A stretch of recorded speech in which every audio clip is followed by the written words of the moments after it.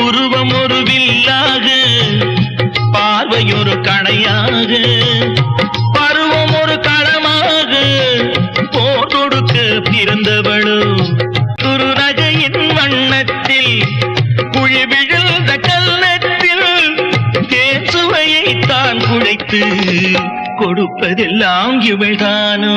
பவழமென விரல் நகமும், பசுந்தளிர் போல் வாழைக்கரமும், தேன் கனிகள் இருபுறமும் தாங்கி வரும் பூங்கொடியும், ஆழ்கடலின் சங்காக நீழ்கழுத்து அமைந்தவளோ யாழிசையின் ஒலியாக வாய்மொழிதான் மலர்ந்தவளோ.